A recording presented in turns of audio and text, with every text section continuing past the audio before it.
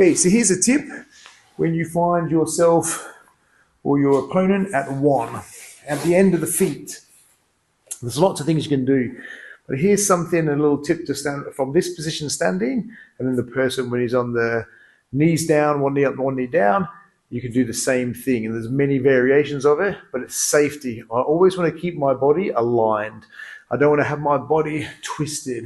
I also don't want to have it out of a line like this either. There's optimum ranges. My feet from my height, maybe here. My knees, this angle, structured. My hands, my elbows, my shoulders. I want to avoid things like this. This is going to allow him to get his head over my head.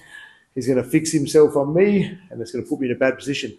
But before the technical aspect of it, or the efficient, effective aspect of it, it's not a safe thing either. So I want to keep my body structured. Moment in time, I end up like this, and I keep my legs. Maybe I have one on his wrist, and the one on his pants, or one on his leg. So I'm from this position, I'm keeping pressure into the shin and pulling one back. I can do it from here to set up other positions. It's a moment in time. Sometimes you're going to get buckled. I don't want him going there. And I want to use minimum energy and maximum effort with my body and keeping a line for safety. So I'm going to lock onto here. So Mike's trying to pass. I still have access to my other one. If I go here and Mike tries to push this one down, I still have access to the other one. Maybe he goes to thread his arm to the floor over the top. Here, I still have access to the other one. It's a pit stop. I've exposed my heel to him. I'm on the side here. My heel's right there. Here, one, however many points of contact, I've got him here. I'm very aware he might just try to disappear and take that leg with him, but that leg's like lead because I'm aligned behind it and I have my contacts behind it. These are not loose and baggy, they're engaged. These legs are stiff and they're in alignment with my spine, my body heavy. Where else would you go from there, Mike? If he goes to step back from there, I can fix him. It's a pit stop, but it's a great alignment when you find yourself in that position and try to stretching yourself out and bending yourself in, you can pit stop it. So this is a good position. The next position is the same as this, and how did we come about it? Maybe Mike comes to his knees.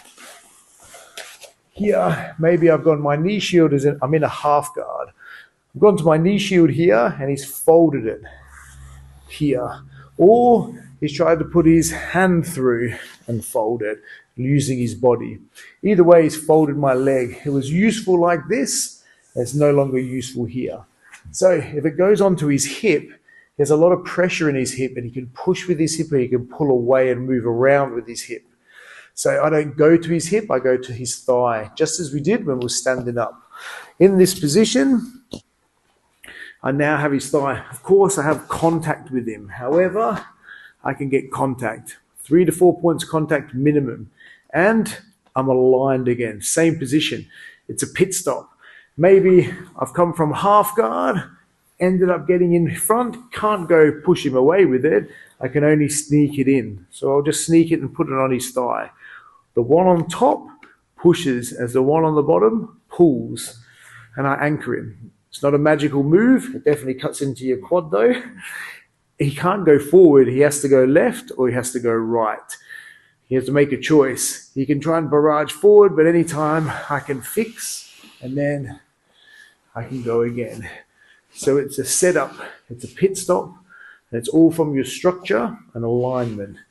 Here, making sure you keep safe so you got the energy and the efficiency enough to do the next thing. Back in again. If you went to fold it down more there, Mike, cool, I extend and I can pull my leg back out again. Maybe I'm here, he goes to move back away from it. I pull, I'm back in, and then back again.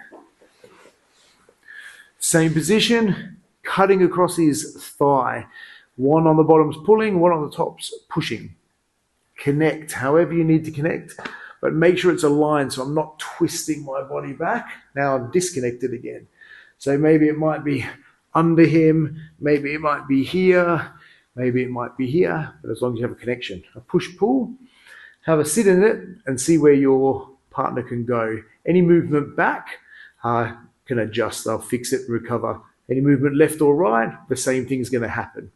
And repeat. Good little pit stop that saves me scrambling and pushing and pulling. I don't want to fight the guy. Whichever way he wants to go, I'll make something out of it.